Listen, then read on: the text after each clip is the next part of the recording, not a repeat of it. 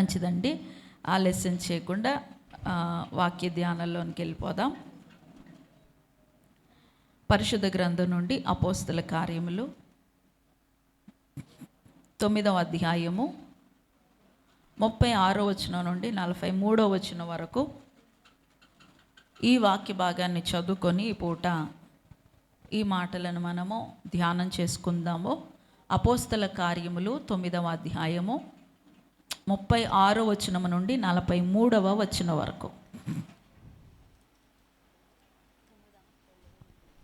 9వ అధ్యాయము 36వ వచనం నుండి 43వ వచనం వరకు. మరియు యొప్పేలో తబితా అను ఒక శిష్యురాలు ఉండెను.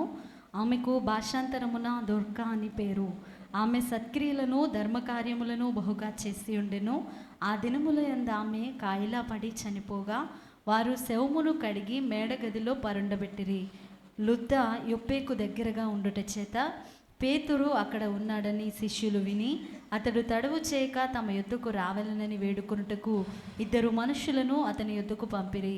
పేతురు లేచి వారితో కూడా వెళ్ళి అక్కడ చేరినప్పుడు వారు మేడగదిలోనికి అతనిని తీసుకొని వచ్చిరి. విధవరాండ్రందరూ వచ్చి ఏడ్చుచు దొర్కా తమతో కూడా ఉన్నప్పుడు కుట్టిన అంగీలను వస్త్రములను చూపుచు అతని ఎదుట నిలిచిరి. పేతురు అందరినీ వెలుపలకు పంపి మోకాళ్ళుని ప్రార్థన చేసి శవము వైపు తిరిగి తబితా లెమ్మనగా ఆమె కన్నులు తెరిచి పేతురును చూచి లేచి కూర్చుండెను. అతడు ఆమెకు చెయ్యి ఇచ్చి లేవనెత్తి పరిశుద్ధులను విధవరాండ్రను పిలిచి ఆమెను సజీవురాలుగా వారికి అప్పగించెను. ఇది యొప్పే అన్నంతటా తెలిసినప్పుడు అనేకులు ప్రభువునందు విశ్వాసముంచిరి. పేతురు యొప్పేలో సీమోనను ఒక చర్మకారుని యొద్ద బహుదినములు నివసించెను. దేవుడు తన పరిశుద్ధ వాక్యాన్ని దీవించునుగాక. ఈ వాక్యంలో ఉండేటువంటి అనేకమైనటువంటి విషయాలను ప్రభువు మనకి నేర్పించునుగాక. గ్రహించుకొని అర్థం చేసుకునేటువంటి జ్ఞానమును కృపను కూడా ప్రభు మనకు అనుగ్రహించునుగాక. ఆమేన్. చదవబడినటువంటి వాక్య భాగంలో మనకి ఒక స్త్రీ కనపడుతున్నారు. మీరు చాలాసార్లు ఈ వాక్య భాగాన్ని చదివారు అండ్ చాలాసార్లు కూడా విని కూడా ఉండుండొచ్చు. ఈ పూట ఈ తబితా గారి గురించి మనము కొన్ని ఆధ్యాత్మికమైనటువంటి విషయాలను నేర్చుకుందాం. ప్రభు ఏ కోణంలో మాట్లాడతారో మనము శ్రద్ధగా ఆలకిద్దాం. ఆమేన్. హల్లెలూయా. ఈమె పేరు తబితా. ఈమెకు మరో పేరుంది దోర్కా. అక్కడే మనం చదివాం. ఈమె ఒక శిష్యురాలు అని రాయబడ్డం మనం చూసాం. తబితా లేక దోర్కా అని పిలువబడుతున్నటువంటి ఈ స్త్రీ ఒక శిష్యురాలు. ఎవరి గురించి కూడా శిష్యురాలు అని బైబిల్లో రాయబడలేదు. కేవలము ఈ తబితా లేక దోర్కా అని పిలువబడుతున్నటువంటి ఈ స్త్రీని ఉద్దేశించే ఈ పదం వాడబడింది. ఆమె నిజమైనటువంటి శిష్యురాలు. ఈమె గురించి మాత్రమే ఈ ఒక్క పదం రాయబడింది. మరి ఎవరి దగ్గర కూడా మరియమ్మ గారి దగ్గర కానీ, మార్తమ్మ గారి దగ్గర కానీ, మగ్దలేని మరియ దగ్గర కానీ ఎవరి దగ్గర కూడా మనము ఒక శిష్యురాలు అనే మాటను చూడం. కానీ కేవలము మరి ఈ అపోస్తల కార్యములో కనబడుతున్న దోర్కా అని పిలువబడుతున్న తబితా అనేటువంటి స్త్రీ దగ్గర మాత్రమే ఈ శిష్యురాలు అనేటువంటి పదాన్ని మనం చూస్తాం. ఆమె దేవుని యొక్క శిష్యురాలు అని మనకు అర్థమవుతా ఉంది. నిజానికి బైబిల్లో ఒక వ్యక్తి గురించి ఏదో ఒక మూల లేదా ఏదైనా ఒక వచనంలో రాయడమే గొప్ప విషయం. ఈ స్త్రీ యొక్క ప్రత్యేకత, ఈమె దగ్గర నుంచి మనం నేర్చుకోవలసినటువంటి చాలా విలువైనటువంటి అంశాలను బట్టి ఈమె గురించి బైబిల్లో ఏకంగా ఒక పారాగ్రాఫే రాయబడింది. ఒక పారాగ్రాఫే రాయబడింది ఆమె గురించి. బైబిల్లో ఏదో ఒక మూల లేదా ఏదైనా వచనంలో ఏదైనా 2 లైన్లో ఒక మనిషి గురించి రాయడం అనేది చాలా గొప్ప విషయం. అసలు బైబిల్లో ఉండడమే గొప్ప విషయం. వారి పేర్లు బైబిల్లో నమోదు చేయబడ్డమే గొప్ప విషయం. అయితే ఈ తబితా అని పిలువబడుతున్నటువంటి స్త్రీ గురించి కేవలం ఒక లైన్లోనో ఒక వచనంలోనో లేక 2-3 లైన్లోనో రాసి సరిపెట్టలేదు పరిశుద్ధాత్మదేవుడు. ఆమె గురించి సుమారుగా ఒక పారాగ్రాఫ్, 8 వచనాలు, ఒక పారాగ్రాఫ్లో ఉండేటువంటి ఈ ఫుల్ స్టోరీ అంతా కూడా ఈ తబితా గారి గురించే రాయబడింది. కాబట్టి ప్రియ దేవుని బిడ్డలారా, ఈ తబితాలో మనము ఈ వాక్య భాగంలో నుంచి ఒక 4 అంశాలు నేర్చుకోవాలి. నేను అవి క్లుప్తంగా, ఫాస్ట్గా, సమయాన్ని అనుగుణంగా మరి తొందరగా మాట్లాడడానికి ప్రయత్నిస్తాను. 4 అంశాలు తబితా గారి దగ్గర నుంచి మనము ఖచ్చితంగా నేర్చుకుని తీరాలి.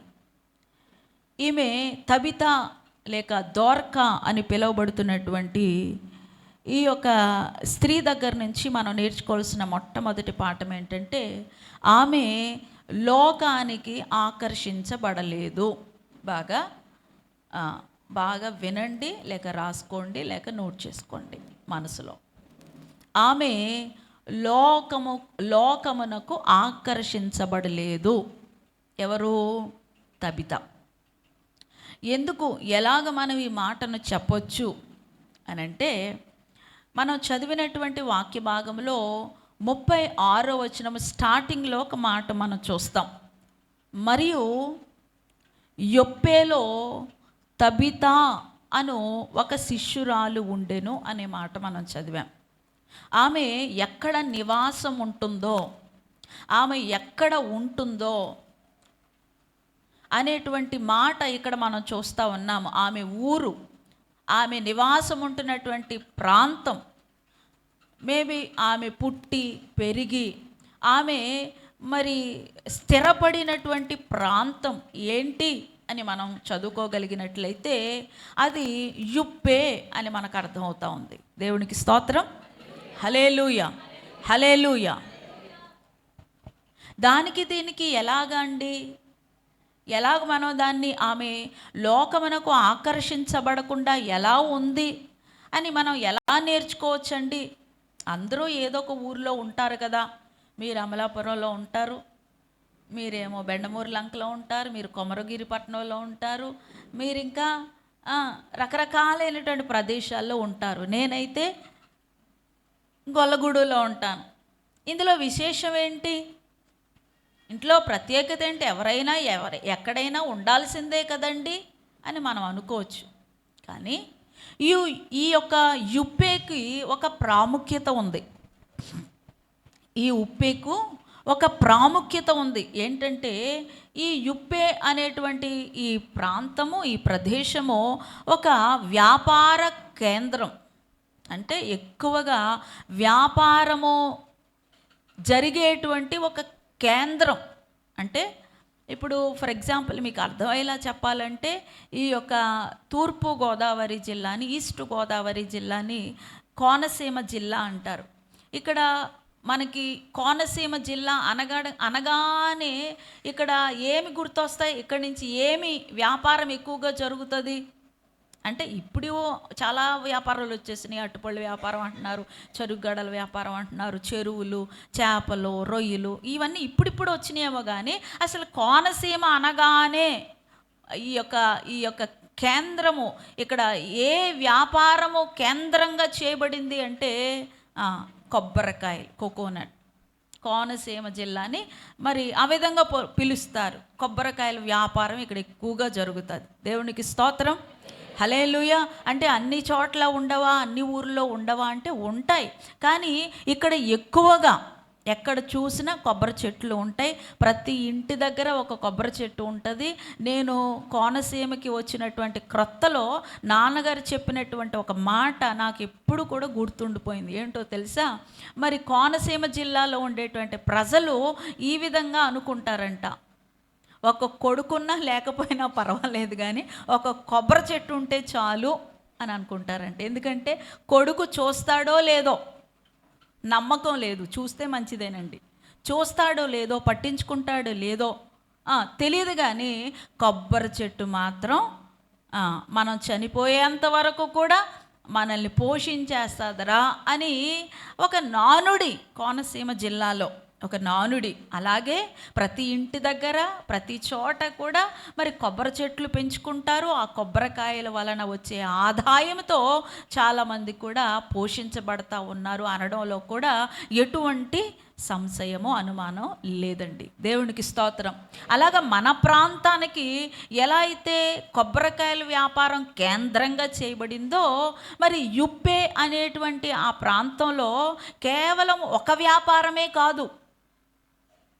కొబ్బరికాయలు కావాలి అంటే తూర్పుగోదావరికి వెళ్ళాలిరా అని అనుకుంటారు.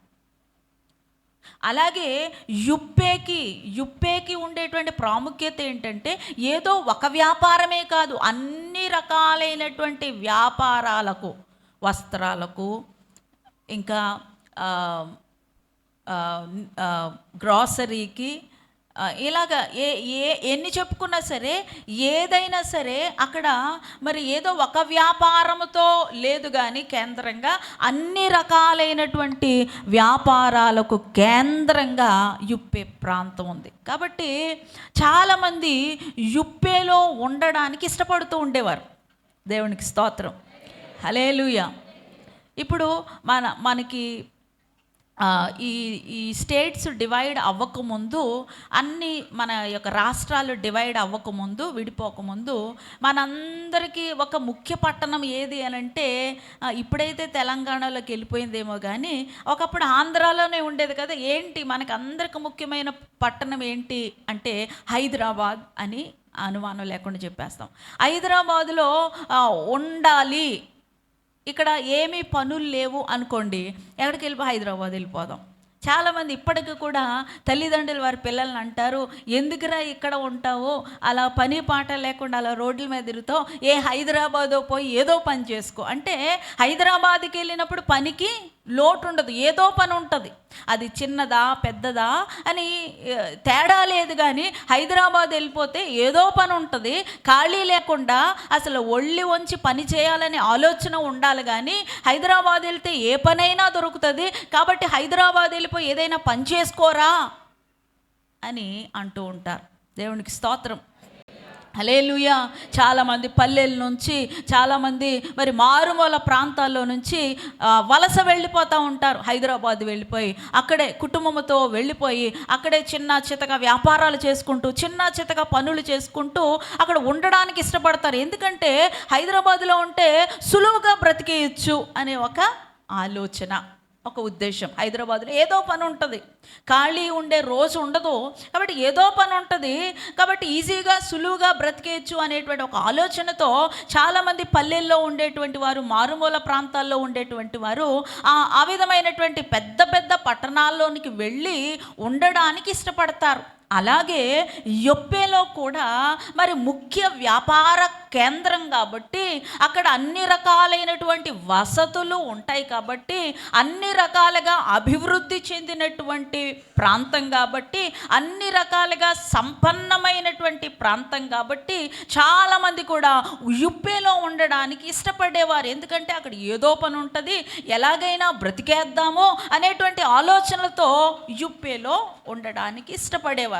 దేవునికి స్తోత్రం, హల్లెలూయా. అంటే ఆ యుప్పే చాలా ధనికమైనటువంటి ప్రాంతం. డబ్బులు, లావాదేవీలు, వ్యాపారం జరుగుతుందంటే ఎక్కువ డబ్బులు ఉంటాయి కదా, ఎప్పుడు కూడా రొటేట్ అవుతూ ఉంటాయి. అది ఒక మరి నాగరికత చెందినటువంటి, ఒక అభివృద్ధి చెందినటువంటి ఒక ప్రాంతం యుప్పే ప్రాంతం. దేవునికి స్తోత్రం, హల్లెలూయా. అలాగే యుప్పేకు ఉండేటువంటి మరొక ప్రాముఖ్యత ఏంటంటే, యుప్పేకు ఒక వాడల రేవు కూడా ఉంది. ఆ వాడల రేవు దగ్గరికి ఏ దేశము నుంచి వచ్చినటువంటి వాడైనా సరే యుప్పేను తాకి వెళ్ళదు. అంటే ఏ ఊరు వెళ్ళాలన్నా వాడ షిప్పు, ఏ దేశం వెళ్ళాలన్నా, ఏ ప్రాంతం వెళ్ళాలన్నా ఇక్కడికి రావాలి ఖచ్చితంగా. అదొక మెయిన్ షిప్ యార్డ్ అనమాట, మెయిన్ ఒక షిప్ యార్డ్. అక్కడికి వచ్చి ఖచ్చితంగా ఆ వాడ అక్కడ స్టే చేసి మరి ప్రయాణికులను ఎక్కించుకొని వేరే వేరే దేశాలకు, వేరే వేరే ప్రాంతాలకి తీసుకెళ్ళేది. దేవునికి స్తోత్రం. ఆ భాగంగానే మనం చరిత్రలో చూస్తాం, యోనాని దేవుడు నినివేకు వెళ్ళమన్నాడు కదా, మనందరికీ తెలుసు. నినివేకు వెళ్ళమన్నప్పుడు నినివేకు వెళ్ళడానికి భయపడి వాళ్ళు చంపేస్తారేమో అనేటువంటి ఒక ఆలోచనతో యోనా ఏం చేశాడు? నేను నినివే పట్టణానికి వెళ్ళను, నేను ఎక్కడికి వెళ్తాను? తర్షీషుకు వెళ్తాను, తర్షీషులో తలదాచుకుంటాను, తర్షీషులో దేవునికి కనపడకుండా నేను దాక్కుంటాను అని చాలా పెద్ద మేధావిలాగా అతడు ఓడ ఎక్కడానికి వెళ్ళాడు. ఎక్కడ ఉంది ఆ ఓడల రేవు? మీరు ఇంటికి వెళ్ళాక తర్వాత చదువుకోండి. యోనా గ్రంథంలో 1వ అధ్యాయంలో చూడొచ్చు. తర్షీషు అనేటువంటి ఓడని ఎక్కడానికి అతడు వెళ్ళేటప్పుడు అక్కడ ఏ ఊరు ఓడల రేవులో అతడు ఎక్కాడు అంటే యుప్పే అనేటువంటి ఓడల రేవు దగ్గర యోనా తర్షీషుకు ప్రయాణమయ్యేటువంటి ఓడని ఎక్కాడు. దేవునికి స్తోత్రం. ఇలాగా ఏ కోణంలో చూసినా, ఏ రకంగా చూసినా యుప్పే అనేది ఒక ధనికమైనటువంటి ప్రాంతం, ఒక సంపన్నమైనటువంటి ప్రాంతం, అభివృద్ధి చెందినటువంటి ప్రాంతం, అనేకులు ఇష్టపడి కోరుకుని ఉండాలి, నివాసం ఉండాలి అని కోరుకునేటువంటి ఒక మహత్తరమైనటువంటి ప్రాంతం. మరీ ముఖ్యంగా అది అనేక మందిని ఆకర్షించే ప్రాంతం. దేవునికి స్తోత్రం. హల్లెలూయా, హల్లెలూయా. యుప్పేలో ఉండేటువంటి అందాలు, యుప్పేలో ఉండేటువంటి ఆ యొక్క మరి వ్యాపారాలు, యుప్పేలో ఉండేటువంటి ఆ అభివృద్ధి అనేక మందిని ఆకర్షిస్తూ ఉండేది. మారుమూల ప్రాంతాల్లో ఉండేటువంటి వారు కూడా మరి యుప్పేకి ఆకర్షించబడి యుప్పేకు వచ్చేస్తూ ఉండేవారు. దేవునికి స్తోత్రం. హల్లెలూయా, హల్లెలూయా. చూడండి ప్రియ దేవుని బిడ్డలారా, మరి అక్కడికి వెళ్ళిన తర్వాత ఆ యొక్క లైఫ్ స్టైల్కి మరి చాలామంది మారిపోతూ ఉంటారు. ఫర్ ఎగ్జాంపుల్, గ్రామాల్లో ఉండేటువంటి వారు ఒకసారిగా పట్టణాల్లోనికి వెళ్ళేటప్పటికి, ఆ యొక్క హైదరాబాద్ లాంటి మహానగరానికి వెళ్ళేటప్పటికి చాలామంది మారిపోతారు. ఇక్కడేమో చీపురు జుట్టేసుకొని అదో రకమైనటువంటి డ్రెస్సింగ్ స్టైల్తో ఆ మహానగరం వెళ్ళగానే ఏమో తెలీదు, ఏమైపోతుందో. అక్కడ ఆ వాటర్ అలాంటిది, ఆ గాలి అలాంటిది.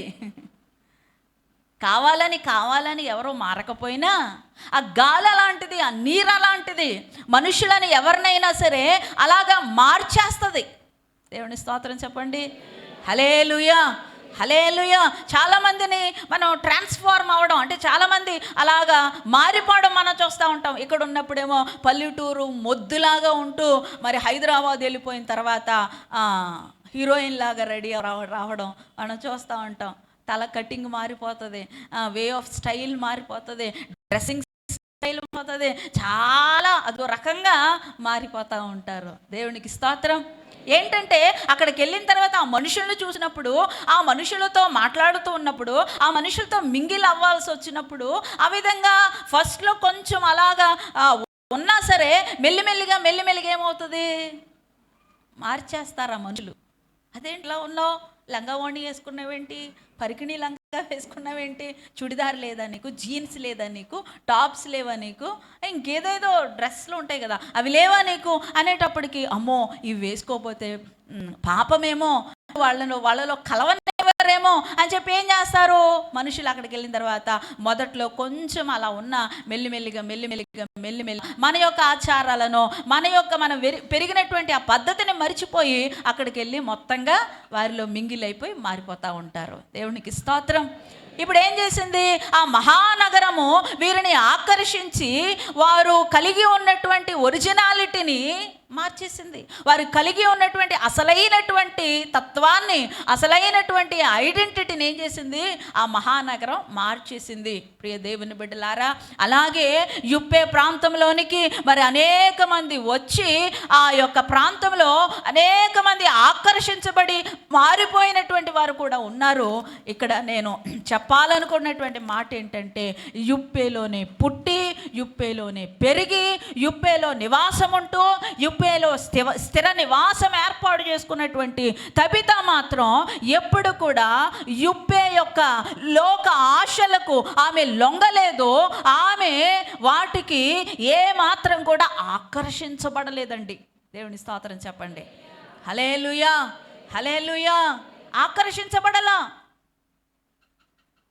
ఆ లోకము ఆమెను ఆకర్షించలేకపోయింది. దేవునికి స్తోత్రం చెప్పండి. హల్లెలూయా, హల్లెలూయా, హల్లెలూయా. మనల్ని కూడా ఈ అనేకమైనవి ఆకర్షిస్తూ ఉంటాయండి ఈ భూమి మీద. తబిత దగ్గర నుంచి ఈరోజు మనం నేర్చుకోవాల్సినటువంటి పాఠం ఇదే. అనేకమైనటువంటి మనల్ని ఆకర్షిస్తూ ఉంటాయి. రకరకాలైనటువంటి వస్తువులు ఆకర్షిస్తూ ఉంటాయి, వస్త్రాలు ఆకర్షిస్తూ ఉంటాయి, రకరకాలైనటువంటి సాంప్రదాయాలు ఆకర్షిస్తూ ఉంటాయి. మనల్ని దేవుని నుంచి దూరం చేయడానికి, మన ఆత్మీయతను పాడు చేయడానికి, మన ఆత్మీయతను మరి కృంగదీయడానికి, ఇదిగో దేవుని పిల్లలుగా వేరు చేయబడినటువంటి దేవుని సొత్తైనటువంటి జనాంగంగా ఏర్పరచబడినటువంటి జనాంగంగా ఉన్నటువంటి మనలను పడద్రొక్కడానికి, దేవుని నుంచి దూరం చేయడానికి అనేకమైనవి మనల్ని ఆకర్షిస్తూ ఉంటాయి. అయితే ప్రియ దేవుని బిడ్డలారా, మనము ఆకర్షించబడకూడదు. దేవుని స్తోత్రం చెప్పండి. హల్లెలూయా, హల్లెలూయా. క్రైస్తవులు ఎలా ఉండాలంటే ఆ బురద గుంటలో ఎలా ఉండాలంట? తామర పువ్వులాగా ఉండాలి. దేవునికి స్తోత్రం.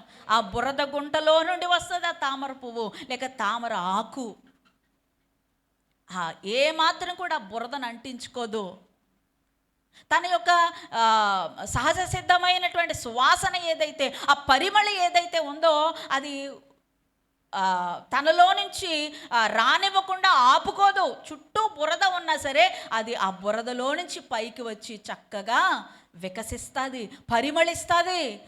మనం రోడ్డు అంటే వెళ్తూ ఉన్నప్పుడు కొన్ని చోట్ల ఆ పువ్వులు, ఆ లోటస్ పువ్వులు చూస్తూ ఉంటే ఎంత బాగుంటాయో, ఎన్ని కలర్స్ ఉంటాయో. మొన్న నేను ఎక్కడికో వెళ్తూ ఉన్నప్పుడు పర్పుల్ కలర్ లోటస్ చూశాను, చాలా బాగుంది. అంటే ఇంతవరకు నేను ఎప్పుడది చూడలేదు, రోడ్డు మీద వెళ్తూ ఉన్నప్పుడే. దేవునికి స్తోత్రం. ఎంతో అందంగా ఉంటాయి. క్రైస్తవులు ఎలా ఉండాలంటే ఈ లోకంలోనే ఉండాలి. మనం ఈ లోకంలోనే జీవించాలి. ఈ లోక మనుషులతోనే మనము మరి ప్రయాణం చేస్తూ ఉండాలి. అయితే లోకము మనల్ని ఆకర్షించకుండా, లోకము మనలోనికి రాకుండా, లేక లోకానికి మనం ఆకర్షితులం అవ్వకుండా ఎప్పటికప్పుడు మనం జాగ్రత్తగా ఉండాలి. దేవునికి స్తోత్రం. మీరు అనేకమైనటువంటి చోట్లకు వెళ్తారు, కాలేజెస్కి వెళ్తారు, స్కూల్స్కి వెళ్తారు, మరి ఆఫీసెస్కి వెళ్తారు. పనిచేసేటువంటి ప్రాంతాల్లో ఎన్నో ఉంటాయి మిమ్మల్ని ఆకర్షించేవి. కాలేజ్కి వెళ్ళేటువంటి పిల్లల్ని అయితే మరి ఎక్కువగా ఆకర్షిస్తూ ఉంటాయి. ఆకర్షణలు ఎక్కువగా ఉంటాయి అక్కడ. అయితే ఏది కూడా నిన్ను ఆకర్షించనివ్వద్దు. యవ్వన బిడ్డ, నీ యవ్వనాన్ని జాగ్రత్తగా నువ్వు కాపాడుకోవాలి. ఏది నిన్ను ఆకర్షించనివ్వద్దు. అక్కడ అందంగా హ్యాండ్సంగా కనపడుతున్నటువంటి బాయ్స్ నిన్ను ఆకర్షించనివ్వద్దు. అక్కడ వాళ్ళు వేసుకున్నటువంటి ఆ వస్త్రాలు, ఆ యొక్క ఆభరణాలు, ఆ యొక్క అలంకారాలు నిన్ను ఆకర్షించనివ్వద్దు. ఏది ఆకర్షించనివ్వద్దు. తబితాని ఈరోజు మనము ఒక ఉదాహరణగా తీసుకుందాం. దేవునికి స్తోత్రం. చూడండి, ఒకసారి హెబ్రీయులకు రాసినటువంటి పత్రిక 11వ అధ్యాయము 24వ వచనాన్ని చదువుదాం ఒకసారి. హెబ్రీయులకు రాసిన పత్రిక 11వ అధ్యాయము 24వ వాక్యం. మోషే పెద్దవాడైనప్పుడు విశ్వాసమును బట్టి చదవము. ఐగుప్తు ధనము కంటే క్రీస్తు విషయమైన నింద గొప్ప భాగ్యమని ఎంచుకొని అల్పకాలము పాపభోగము అనుభవించుట కంటే దేవుని ప్రజలతో శ్రమ అనుభవించుట మేలని యోచించి ఫరో కుమార్తె యొక్క కుమారుడని అనిపించుకొనుటకు ఒప్పుకొనలేదు. ఏలయనగా అతడు ప్రతిఫలముగా కలగబో బహుమానమందు దృష్టి ఉంచెను. Praise the Lord. Hallelujah, hallelujah. మోషే ముందర ఐగుప్తు ధనముంది. ఏముంది మోషే ముందర? ఐగుప్తు ధనముంది. ఐగుప్తు యొక్క పదవి ఉంది. ఐగుప్తు యొక్క ఆకర్షణ ఉంది. అక్కడ స్త్రీలు అనేకులు మోషేని ఆకర్షిస్తూ ఉన్నారు. ఆ పదవి ఆకర్షిస్తూ ఉంది. రాజవ్వాలి అనేటువంటి ఆ సింహాసనం ఆకర్షిస్తూ ఉంది. ఐగుప్తు యొక్క ధనము, ఐగుప్తు యొక్క సంపద, ఐగుప్తు యొక్క పేరు, ఐగుప్తు యొక్క కీర్తి ఆయన ఆకర్షిస్తూ ఉంది. ఆయన ముందర ఉన్నాయి అవన్నీ కూడా. ఆయన ముందర ఐగుప్తు యొక్క పేరు, ప్రతిష్ట, కీర్తి, సింహాసనం, ధనము, స్త్రీలు, ఇలాగా అన్నీ ఐగుప్తు మోషే ముందర ఉన్నా సరే వీటి దేనికి కూడా మోషే ఆకర్షించబడలేదు. దేవునికి స్తోత్రం, హల్లెలూయా. ఈ రోజున ఒక్కసారి పరిశీలన చేసుకో, నీవు దేని చేత ఆకర్షించబడతా ఉన్నావు? చాలామందికి ధనానికి ఆకర్షితులైపోతారు. అయస్కాంతం పెడితే ఎలాగైతే ఇనుము అలాగే దగ్గరికి వచ్చేస్తుందో అలాగే డబ్బు కనపడగానే అది మంచి డబ్బా చెడ్డ డబ్బా అంటే, డబ్బులో మంచి డబ్బా చెడ్డ డబ్బా ఉంటుందండి అంటే ఉంటుంది ఖచ్చితంగా. దేవునికి స్తోత్రం. అది కరెక్ట్గా వచ్చిన డబ్బా, కష్టపడి సంపాదించిన వచ్చిన డబ్బా, లేక ఏదైనా మరి పాడు పని చేస్తే వచ్చినటువంటి డబ్బా మాకు అనవసరం, మాకు డబ్బు కావాలంతే అని డబ్బునకు ధనానికి ఆకర్షితులైపోతూ ఉంటారు.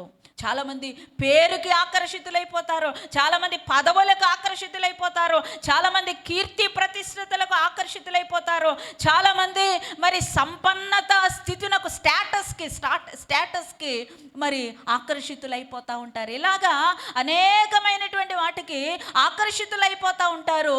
మోషే ముందర ఇవన్నీ ఉన్నా సరే వాటన్నిటిని కూడా తృణప్రాయంగా ఎంచుకొని, ఇదిగో క్రీస్తు కొరకైనటువంటి నింద అనుభవించుట గొప్ప భాగ్యమని ఎంచుకున్నాడంట. దేవుని స్తోత్రం చెప్పండి, హల్లెలూయా, హల్లెలూయా.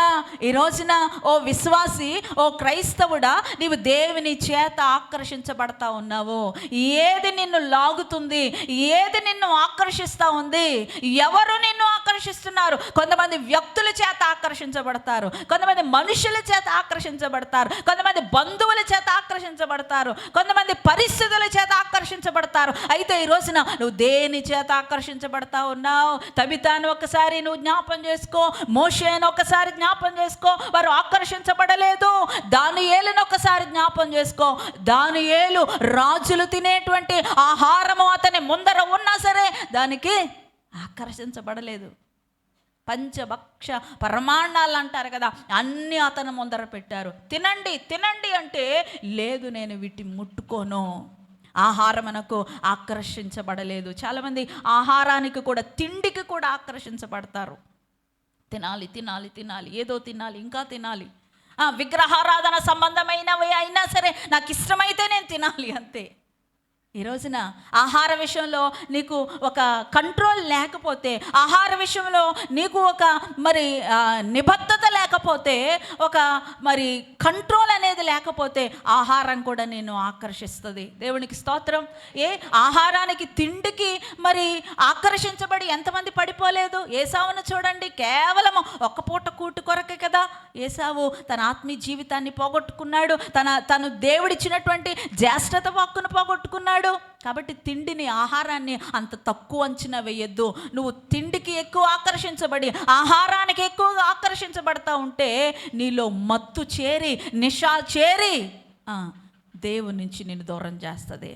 దానియేలు మరి ఆకర్షించబడలేదు. ఒక స్త్రీ వచ్చి మరి ఆమెను ప్రతిరోజు అతన్ని మరి ఒక స్త్రీ ప్రతిరోజు వచ్చి ఆమెతో పాపం చేయమని ప్రేరేపిస్తూ ఉంది, మోహింపచేస్తూ ఉంది, అతన్ని రెచ్చగొడతా ఉంది. అయినా సరే యోసేపు ఒక స్త్రీకి ఆకర్షించబడలేదు. దేవునికి స్తోత్రం, హల్లెలూయా, హల్లెలూయా. ఆమె తనంతడు తానుగా వచ్చి, ఒక వివాహమైనటువంటి స్త్రీ పైపెచ్చు ఆమె వచ్చి, నాతో పాపము చెయ్యి, నువ్వు నాకు బాగా నచ్చావు, నేను నిన్ను బాగా చూసుకుంటాను, నేను నిన్ను నెత్తి మీద పెట్టుకుంటాను, నేను నీకు అన్ని అవసరతలు తీరుస్తాను, ఎందుకంటే ఆమె రాణి కదా, అన్నీ నీకు నేను చూసుకుంటాను అని అన్నా సరే ఆమె స్త్రీకి ఆకర్షించబడలేదు. దేవునికి స్తోత్రం, హల్లెలూయా. చాలామంది స్త్రీలకు ఆకర్షించబడతా ఉంటారు, చాలామంది పురుషులకు ఆకర్షించబడతా ఉంటారు. యవనస్తులైతే యవన పురుషులకు, బాయ్స్ అయితే యవన స్త్రీలకు ఆకర్షించబడతా ఉంటారు. ఈ రోజున ఏది నీ ఆత్మీయ జీవితమును పాడు చేస్తూ ఉంది? దేనికి నువ్వు ఆకర్షించబడతా ఉన్నావు? ఒకసారి జ్ఞాపం తెచ్చుకో. దేవునికి స్తోత్రం, హల్లెలూయా, హల్లెలూయా, హల్లెలూయా. అబ్రహాం గారికి ఒకానొక సమయంలో కొంతమంది మనుషులు వచ్చి, ఇదిగో మా భూమిని నువ్వు తీసుకో, ఫ్రీగా నీకు ఇచ్చేస్తామన్నారు. అతని భార్య చనిపోయినప్పుడు పాతి పెట్టడానికి స్థలం కొరకు చూస్తూ ఉన్నప్పుడు, ఇదిగో అబ్రహాము, ఇదిగో మా స్థలము నీ ముందర ఉంది మమ్రే దగ్గర, ఇదిగో మేము దీన్ని నీకు ఇస్తాం, ఊరికినే తీసుకో, నీ దగ్గర డబ్బులు తీసుకోవడం ఏంటి అని అంటే, అబ్రహాం అన్నాడు, అదే మనమైతే అవి బలి ఇచ్చారండి. చాలా వందనాలండి. చాలా కష్టాల్లో ఉన్నానండి, దేవుడు మిమ్మల్ని పంపించాడండి అని ఓహో తెగ సంబరపడిపోతాం. కానీ అబ్రహాము అందుకు ఒప్పుకోలా. వద్దు, నేను ఏది కూడా ఊరికినే తీసుకోను, దాని ధర ఎంతో చెప్పండి, నేను దాని ధరను చెల్లిస్తాను అని ధర ఇచ్చి భూమిని సొంతం చేసుకున్నాడు. దేవునికి స్తోత్రం. రేపన్న రోజున ఇదిగో మేము అబ్రహాముకి మేము ఊరికనే స్థలాన్ని ఇచ్చాము అని తరతరాలు మీరు చెప్పుకోకుండా నిమిత్తమై నా దేవుని యొక్క నామము ఈ విషయంలో మరి అవమానానికి గురి అవ్వకుండా నిమిత్తమై ఇదిగో నేను ఊరికనే నేను ఈ స్థలాన్ని తీసుకోను అని ధరకే తీసుకున్నాడండి. స్థలానికి, భూములకి చాలామంది ఆకర్షించబడతా ఉంటారు, ఆస్తులకి, అంతస్తులకి, ఇలాగ అన్ని రకాలుగా, ఆహారానికి, స్త్రీలకి, రకరకాలైనటువంటి వాటికి, వస్త్రాలంకారానికి, అనేకమైనటువంటి వాటికి ఆకర్షించబడతా ఉంటారు ఈ లోకంలో. అయితే ఈరోజు ప్రభు మాట్లాడుతూ ఉన్నాడు, నువ్వు దేని చేత ఆకర్షించబడి దేవునికి దూరం అవుతున్నావమ్మా? ప్రభు నీతోనే మాట్లాడుతూ ఉన్నాడు. దేవునికి స్తోత్రం చెప్పండి. హల్లెలూయా, హల్లెలూయా. కొంతమందిని చూస్తూ ఉంటాం, ఇక్కడ ఉన్నప్పుడు బాగానే ఉంటారు, వేరే చోటకి వెళ్ళినప్పుడు మారిపోతాయి డ్రెస్సింగ్ స్టైల్స్. దేవునికి స్తోత్రం. హల్లెలూయా, హల్లెలూయా. మనం ఎక్కడున్నా సరే ఒకలాగానే ఉండాలి. దేవునికి స్తోత్రం. ఎప్పుడూ ఒకలాగానే ఉండాలి. దేవుని స్తోత్రం చెప్పండి. హల్లెలూయా. ఎక్కడున్నా, ఎప్పుడున్నా, ఎలా ఉన్నామో అలాగే ఉండాలి. దేవునికి స్తోత్రం చెప్పండి. హల్లెలూయా. ఆ ప్రాంతం యొక్క పడిగట్టు, ఆ ప్రాంతం యొక్క సంప్రదాయం నిన్ను ఆకర్షించకూడదు. దేవునికి స్తోత్రం. దేవుని చేత నువ్వు ఆకర్షించబడాలి, దేవుని ఆత్మ చేత నీవు ఆకర్షించబడాలి. ఒక పాట కూడా ఉంటుంది, ఆకర్షించుము దేవా నన్ను ఆదరించగరావా, కాంక్షణీయుడనివే నా దేవా, కాపరి నా యేసుదేవా, కాంక్షణీయుడనివే నా దేవా, కాపరి నా యేసుదేవా, ఆకర్షించుము దేవా. దేవునికి స్తోత్రం. ఆయన కాంక్షణీయుడు, కారుణ్యమూర్తి. ఆయన చేత నువ్వు ఆకర్షించబడు. ఆయన కారుణ్యము, ఆయన కనికరము, ఆయన ప్రేమ, ఆయన యొక్క ఉన్నతత్వము, ఆయన యొక్క మరి సంపద, ఆయన యొక్క స్వారూప్యము నీకు కలుగుతుంది. దేవునికి స్తోత్రం. ఆయన చేత ఆకర్షించబడితే ఆయనలో ఉన్నవన్నీ కూడా నీవవుతాయి. దేవునికి స్తోత్రం. హల్లెలూయా, హల్లెలూయా. పాడతాం, నావన్నీ నీవన్నీ నావయ్యా, నావన్నీ నీవయ్యా, నావన్నీ నీవయ్యా, నీవన్నీ నావయ్యా, నీకు లోబడెదను, నీకు లోబడెదను, జీవించెదను, నీకు నమ్మకంగా జీవించెదను, పరిశుద్ధ ఆత్ముడా నీవు నాకు యజమానుడా. హల్లెలూయా, హల్లెలూయా. నువ్వు ఆయన దగ్గరకు వస్తే, ఆయన చేత ఆకర్షించబడితే ఆయన అన్ని నీకే. ఆయన ఎవరు? శ్రీమంతుడు. చెప్పండి, ఎవరు ఆయన? ఎవరు? శ్రీమంతుడు, సంపన్నుడు ఆయన, చాలిన దేవుడు ఆయన. హల్లెలూయా, హల్లెలూయా. స్వస్థపరుచు దేవుడు ఆయన, ఆదరించు దేవుడు ఆయన, హెచ్చించు దేవుడు ఆయన, ఘనపరుచు దేవుడు ఆయన. నువ్వు ఆయనకు ఆకర్షించబడు. ఎందుకు ఈ లోకానికి, ఎందుకు పాపానికి, ఎందుకు స్త్రీలకు, ఎందుకు పురుషులకు, ఎందుకు ఆహారానికి, ఎందుకు భూములకు, ఎందుకు మరి అనేకమైనటువంటి వాటికి ఆకర్షించబడతా ఉన్నావు? హల్లెలూయా. లోకంలోనే ఉండాలి మనం, కానీ లోకంలో ఉన్నవేవి కూడా మనం మనల్ని ఆకర్షించకూడదు. అవి ఎప్పుడు కూడా గాలం వేస్తూనే ఉంటాయి. దేవునికి స్తోత్రం. గాలం వేయడం తెలుసు కదండి. చక్కగా గాలానికి ఏం చేస్తారు? ఎరవేసి చక్కగా ఆ గుంటలో దించుతారు. ఆ చెరువులో కానీ ఆ కాలువలో కానీ ఇలా దించితే ఆ ఎరను బట్టి ఏం చేస్తుంది? చేప ఎక్కడున్నా సరే వచ్చి గాలానికి చిక్కుకుంటుంది. అలాగే సాతానుడు ఎరవేస్తూ ఉంటాడు. ఎందుకు నువ్వు ఆ గాలంలో చిక్కుకుంటున్నావు? ఎందుకు ఆకర్షించబడతా ఉన్నావు? పాపము, స్త్రీ, పురుషుడు, డప్పు, ఆహారము, ఇవన్నీ ఎరలో. ఇవన్నీ ఎరలో. లోకంలోనే మనం ఉండాలి, కానీ లోకము మనలో ఉండకూడదు. దేవునికి స్తోత్రం. మనం ఈ లోకాన్ని విడిచి ఎక్కడికి వెళ్ళలేము, ఈ లోకంలోనే ఉండాలి దేవుని పిలుపు అందుకునే వరకు. కానీ లోకం మనలో ఉండకుండా, ఆకర్షించబడకుండా మనము తబితాలాగా ఒక మంచి పాఠాన్ని నేర్చుకోవాలి. తబిత అండి మరి యుప్పేలోనే ఉంది. అది మహాపెద్ద నగరము, వ్యాపార కేంద్రము, సంపన్నమైనటువంటి అభివృద్ధి చెందినటువంటి ప్రాంతంలో ఉన్నా సరే ఆమె యుప్పేకు లేక లోకానికి ఆమె ఏమాత్రం కూడా ఆకర్షించబడకుండా మరి చివరి వరకు కూడా చక్కగా ఆమె జీవించింది.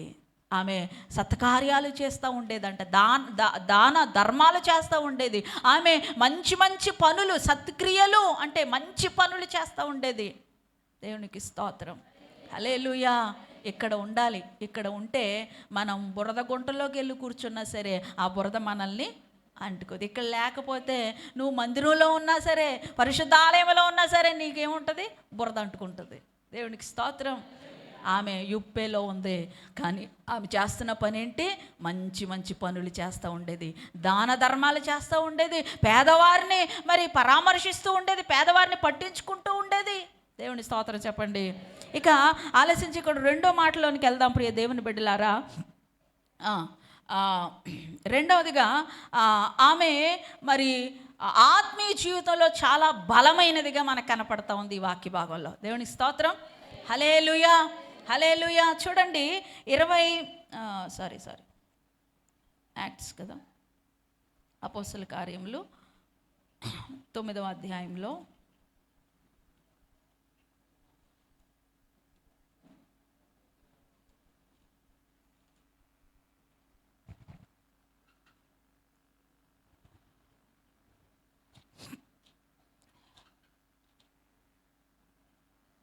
37వ వచనం. ఆ దినములందామె కాయలాపడి చనిపోగా వారు శవమును కడిగి మేడగదిలో పరుండబెట్టిరి. దేవుని స్తోత్రం చెప్పండి. ఆమె మరి లోకమును చేత ఆకర్షించబడకుండా చాలా పరిశుద్ధమైనటువంటి జీవితాన్ని గడుపుతున్నటువంటి ఆ దినాలలో ఒకరోజు ఆమె కాయిలా పడింది. ఏ పడిందంట? కాయిలా పడడం అంటే ఏంటి? ఆమెకు జబ్బు చేసింది. ఏం జబ్బో ఇక్కడ రాయబడలేదు.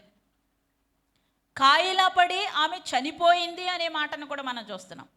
అంటే ఆమెకు మరి మరణకరమైనటువంటి ఒక జబ్బు వచ్చింది అని మనకు అర్థమవుతుంది ఇక్కడ. ఏం జబ్బు వచ్చింది? మరణకరమైన జబ్బు. కొన్ని మరణకరము కాని జబ్బులు ఉంటాయి. ఫర్ ఎగ్జాంపుల్ జ్వరం వస్తుంది, తలపోటు వస్తుంది, చచ్చిపోతామా దానికి? కొంతమందికి తలపోటు వస్తే ఇంకా అయిపోయింది, చచ్చిపోతాను నేను. జ్వరం వస్తే చాలు, చచ్చిపోతాను నేను, ఇంకా చచ్చిపోతాను, టాటా అందరికీ బాయ్ బాయ్ చెప్పేస్తూ ఉంటారు. వీటికి ఏం చచ్చిపోం. కొన్ని మరణకరమైనటువంటి జబ్బులు ఉంటాయి. ఏంటవి? క్యాన్సరు, ఎయిడ్స్, కరోనా ఇప్పుడు వచ్చింది. ఇలాగ కొన్ని మరి ఇప్పుడంటే కొంచెం వైద్యం అందింది, వైద్యం అందుతూ ఉంది. సకాలంలో మనకి వైద్యం అందితే ప్రతి సమస్యను కూడా మనము మరి ప్రతి జబ్బును కూడా నయం చేసుకోవచ్చు. కానీ అది స్టేజ్ దాటిపోతే కొన్ని మరణకరమైనటువంటి రోగాలు ఉన్నాయి.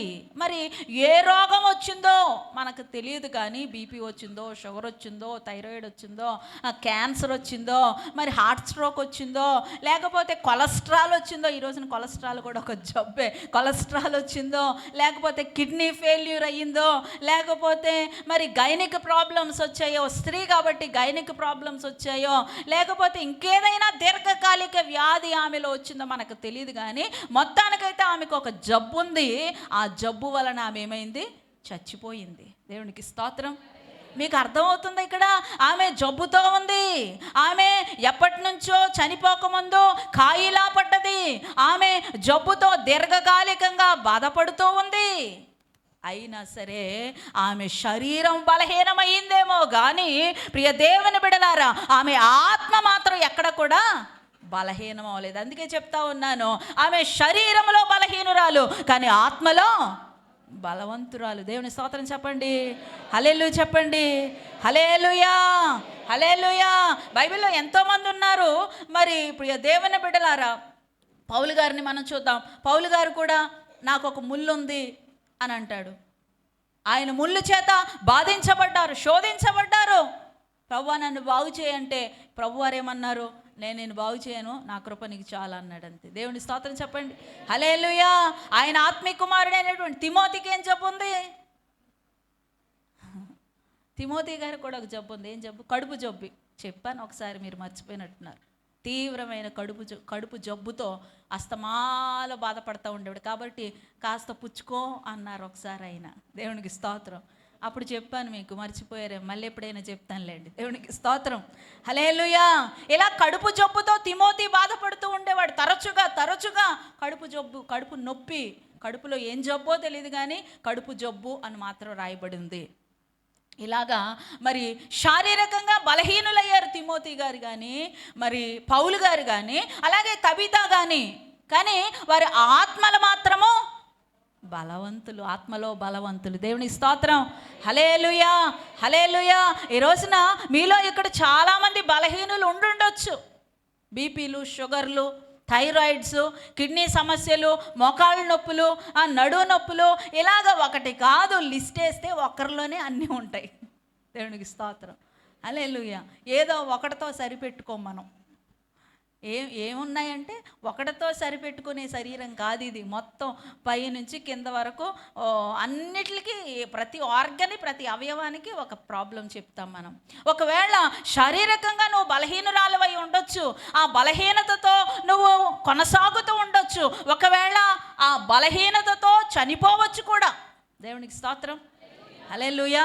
కొన్ని తగ్గిపోయే బలహీనతలు వస్తాయి, కొన్ని మరి చనిపోయే బలహీనతలు వస్తాయి, చావునకు తీసుకెళ్లే బలహీనతలు కూడా వస్తాయి. అంత మాత్రాన ఏదో తప్పు చేసినట్టో పాపం చేసినట్టో కాదండి. దేవునికి స్తోత్రం.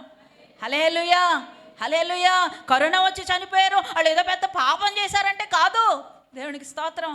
హల్లెలూయా. మనిషి చనిపోవాలి, ఎప్పటికైనా చనిపోవాలి, ఎలాగైనా చనిపోవాలి. కానీ దేవుడు ఒక్కొక్కరిని మరి వృద్ధాప్యంలో చనిపోనిస్తాడు, ఒక్కొక్కరిని ఏదో ఒక జబ్బు పెడతాడు, ఏదో ఒక అనుమతిస్తాడు. అలాగా ఎవరైనా ఏదో రకంగా చనిపోవాలి. మరి చనిపోయినంత మాత్రాన, జబ్బులతో చనిపోయినంత మాత్రాన వాళ్ళు ఏదో పెద్ద పాపం చేశారని మనం అనుకోకూడదు. అది సరికాదండి. దేవుని స్తోత్రం చెప్పండి. హల్లెలూయా, హల్లెలూయా. ప్రియ దేవుని బిడ్డలారా, ఇక్కడ బీపీ, షుగర్, ఇలా రకరకాలైనటువంటి బలహీనతలు కలిగినటువంటి వారు ఉన్నారు. ఆ బలహీనతలు మీలోనే ఉన్నాయి. దేవుని కృప మీ మీద ఉంటే, దేవుని కనికరం మీ మీద ఉంటే మీకు బాగవుతుంది, మీకు స్వస్థత వస్తుంది. ఆమెను చెప్పుకోండి. అయ్యయ్యో వద్దా? బీపీ మీతోనే ఉండాలా? షుగర్ మీతోనే ఉండాలా? దేవుడు బాగు చేస్తాడు. ఆమేన్. హల్లెలూయా.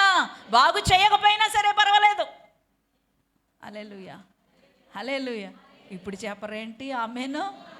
హల్లెలూయా, హల్లెలూయా, హల్లెలూయా. మరి దేవుని ప్రేమిస్తున్నామంటే ఏంటి?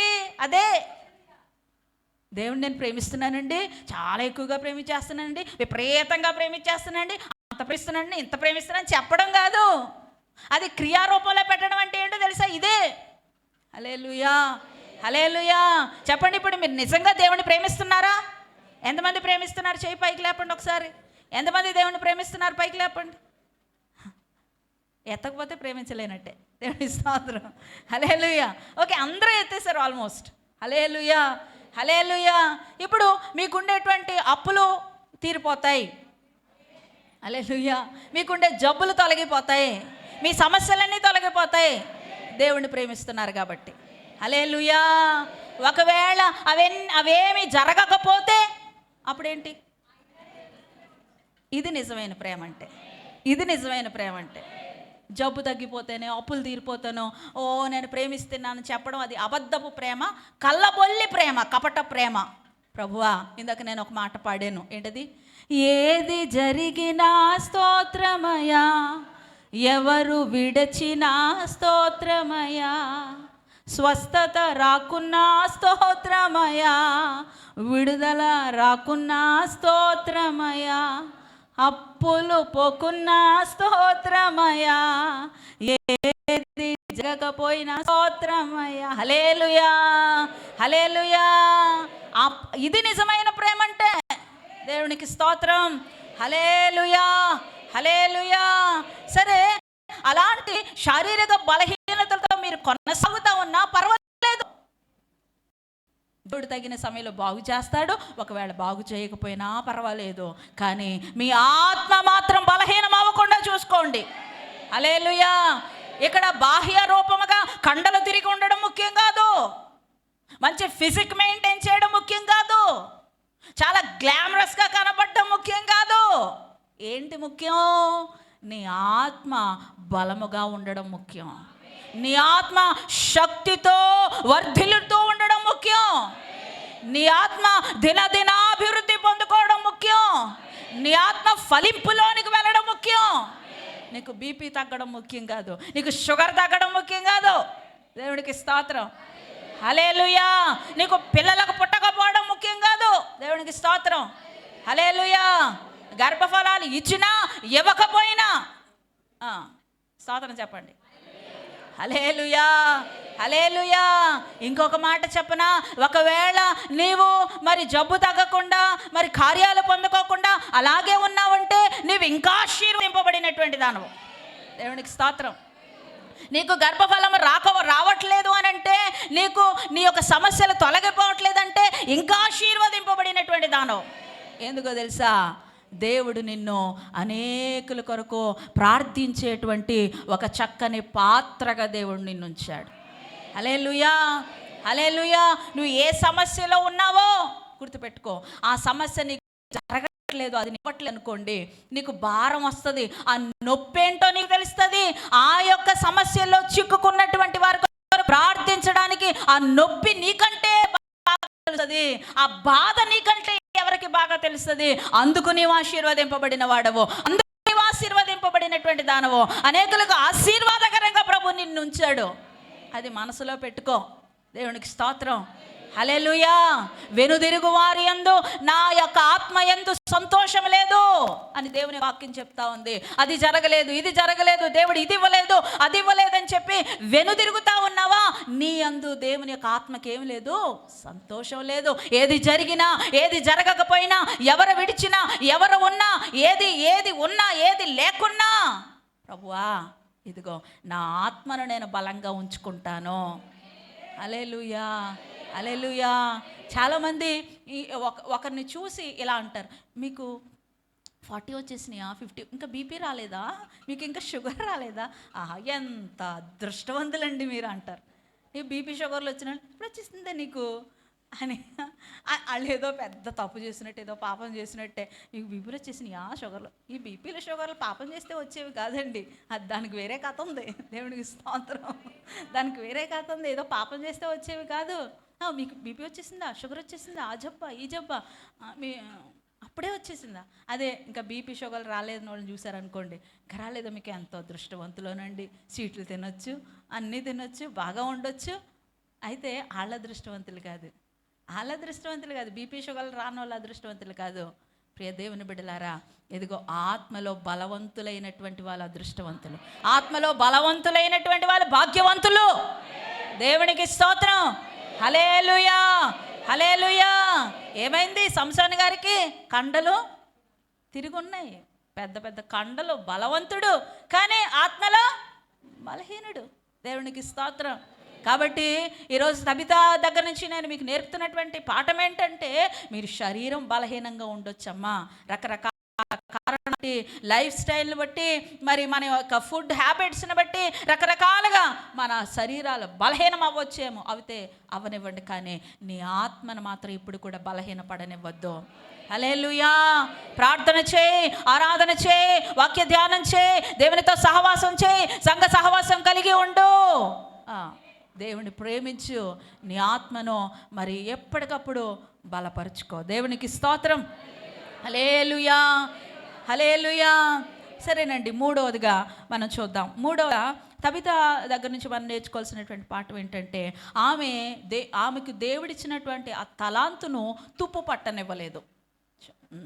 మూడో మాట ఏంటంటే, దేవుడు ఆమెకి ఇచ్చినటువంటి తలాంతు ఏదైతే ఉందో దాన్ని తుప్పు పట్టనివ్వలేదు. 39 చదవం ఒకసారి.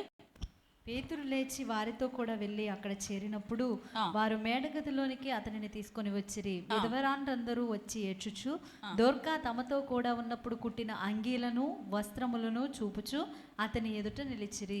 దేవుడు ఆమెకు ఒక తలాంతు ఇచ్చాడు. ఆమెకు ఒక తలాంతు ఉంది. ఏంటంటే ఆమె కుట్టగలదు, ఆమెకు కుట్టే తలాంతు ఉంది.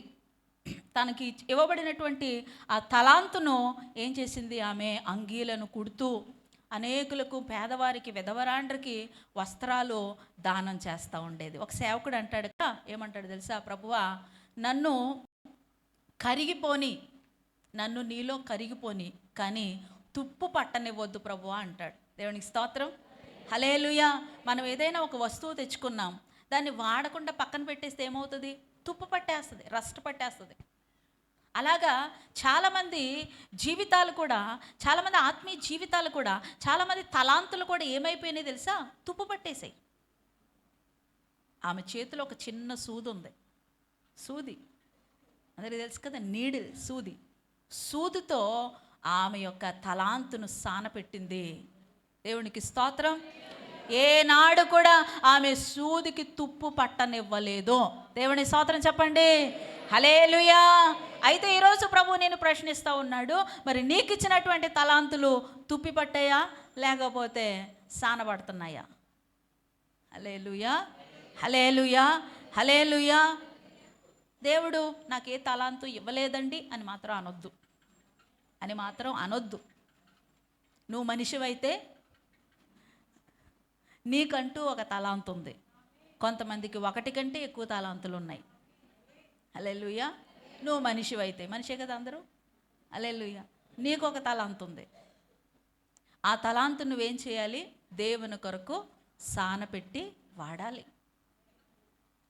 ఆ ఫూలిష్ మెల్ల, ఆ బుద్ధిహీనుడిలాగా, ఇదిగో నువ్వు వస్తావని నాకు తెలుసు, నువ్వు ఇచ్చినటువంటి తలాంతు నేను భూమిలో దాచిపెట్టాను, అక్కడ దాచిపెట్టాను అని అనడం కాదు.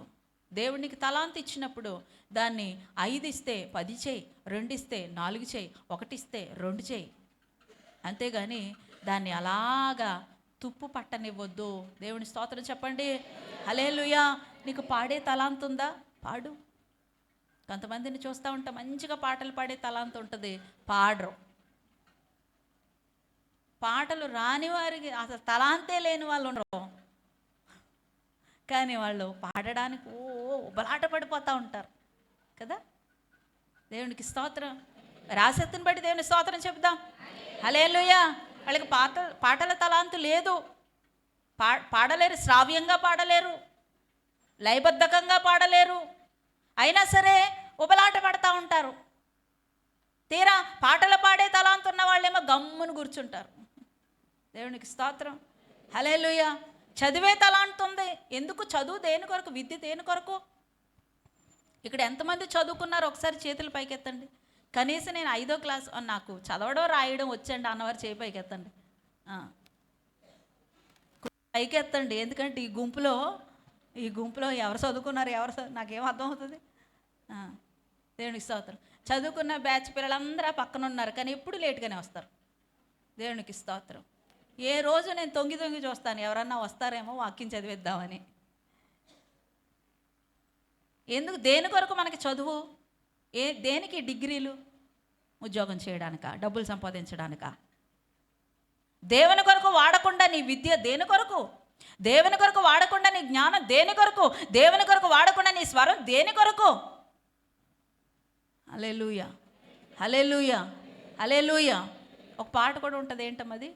ఉన్నప్పుడు నేను పాడలేదు, కళ్ళు ఉన్నప్పుడు చూడలేదు. ఏంటది?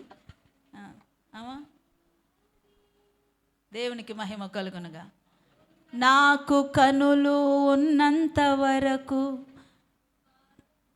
నాకు స్వరము ఉన్నంత వరకు పాడలేదు నీ పాటను. స్వరమంతా పోయాక, స్వరమంతా పోయాక పాడాలని ఉంది నీ పాటను. దేవుని స్తోత్రం చెప్పండి, హల్లెలూయా. కళ్ళు ఉన్నంత వరకు చదవలేదు, నోరున్నంత వరకు పాడలేదు, బలం ఉన్నంత వరకు మందిరానికి రాలేదు. కానీ పోయాక మంచం మీద ఉన్నప్పుడు, ఒక్కసారి నన్ను మందిరానికి తీసుకెళ్ళరా ప్లీజ్, ఒక్కసారి. బలం ఉన్నప్పుడు వచ్చావా? ఎన్నిసార్లు ఎంతమంది పిలుస్తూ ఉన్నారు? ఎంతమంది ఎన్నిసార్లు మందిరానికి రా, దేవుని దగ్గరికి రా అని చెప్పి, ఇప్పుడు కాదులే, తర్వాత చూద్దాంలే. మంచం ఎక్కిన తర్వాత ఒక్కసారి అండి అయ్యగారి దగ్గరికి తీసుకెళ్ళండి ప్లీజ్ అండి. ఏంటి ఈ అనవసరపు భక్తి? ఓవర్ యాక్షన్ భక్తి అంటారు దీన్ని. నేనైతే ఓవర్ యాక్షన్ భక్తి అంటాను. హల్లెలూయా, హల్లెలూయా. హల్లెలూయా. నీకు ఇవ్వబడినటువంటి ఈచ్ అండ్ ఎవ్రీ టాలెంట్, ప్రతి తలాంతును దేవుని కొరకు వాడండి. మీ చదువు, మీ జ్ఞానం, మీ బలము, మీ ధనము, మీ సమస్తమును కూడా దేవుని కొరకు వాడండి. అది ఇంకా ఇంకా ఇంకా రెట్టింపు అవుతుంది. ఆమేన్, హల్లెలూయా. మరి తబిత తనకున్నటువంటి ఆ చిన్న సూదిని ఎప్పుడు కూడా తుప్పు పట్టనివ్వలేదు, కానీ దానితో ఎప్పుడు కూడా చక్కగా బట్టలు కుడుతూ కుడుతూ కుడుతూ తన తలాంతును పేదవారికి మరి దానం చేసింది. తన తలాంతుతో పేదవారికి సహకరించింది, సహాయపడ్డది. దేవుని స్తోత్రం చెప్పండి. ఇక ఆఖరిగా ప్రియ దేవుని బిడ్డలారా, తబిత సమాజానికి అవసరమైనటువంటి ఒక వ్యక్తిగా మనకు కనపడుతుంది. దేవుని స్తోత్రం చెప్పండి. తబిత సమాజానికి అవసరమైనటువంటి ఒక వ్యక్తిగా మనకు కనపడతా ఉంది. చూడండి ఒకసారి, అదే మనకి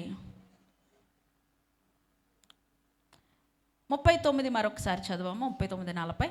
పేతురు లేచి వారితో కూడా వెళ్ళి అక్కడ చేరినప్పుడు వారు మేడగదిలోనికి అతనిని తీసుకొని వచ్చిరి.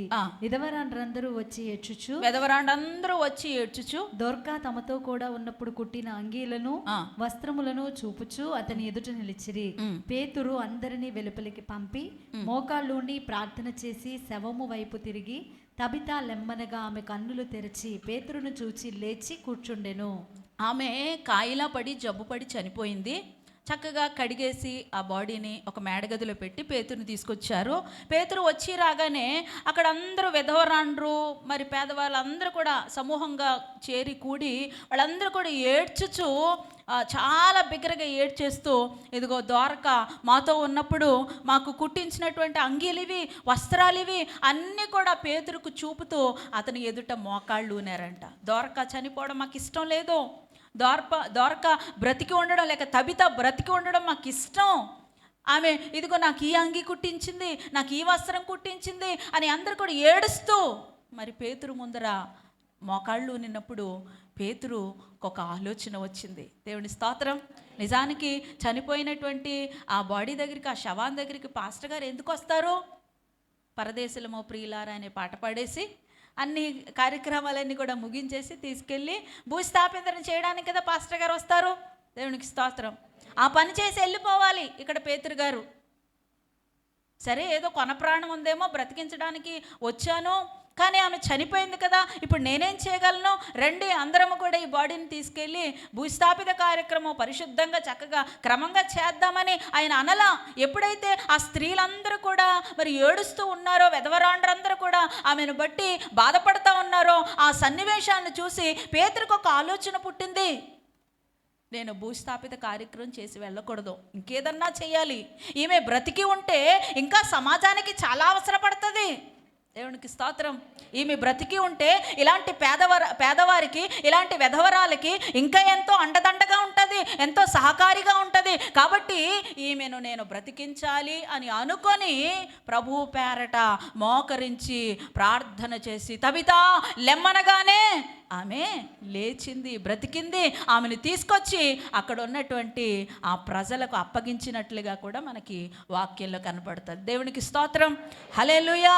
ఇప్పుడు మరి తబిత ఉండడం అనేది, తబిత మరి సజీవంగా బ్రతికి ఉండడం అనేది సమాజానికి అవసరం అండి. దేవునికి స్తోత్రం.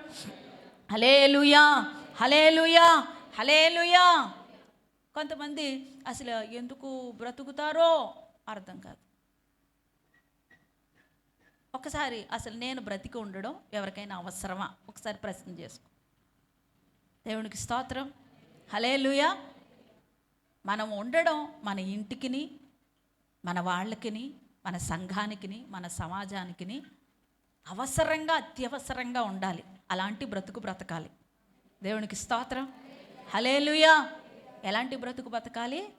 అత్యవసరపడినటువంటి బ్రతుకు అంటే మనల్ని బట్టి వీళ్ళు ఉండాలి, వీళ్ళు ఉండి తీరాలి, మన ఇంటికి వీళ్ళు అవసరం, మన కుటుంబానికి వీళ్ళు అవసరం, మన సంఘానికి వీళ్ళు అవసరం.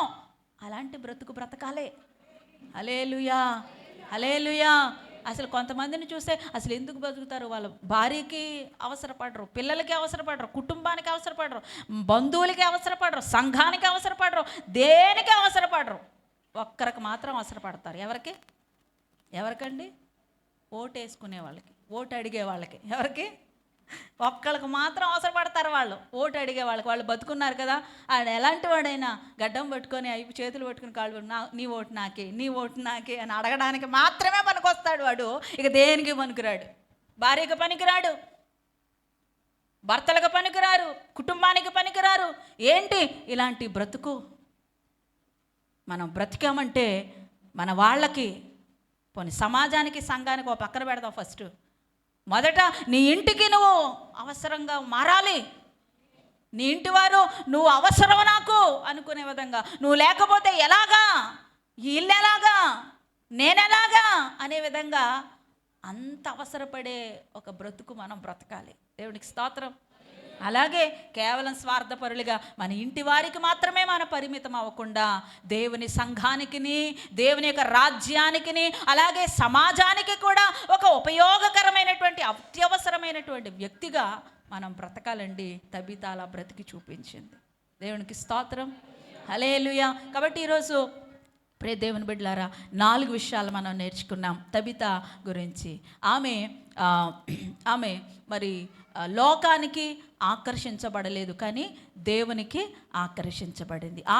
రెండవది, ఆమె యొక్క శరీరము బలహీనమే కానీ ఆమె ఆత్మ చాలా బలంగా ఉంది.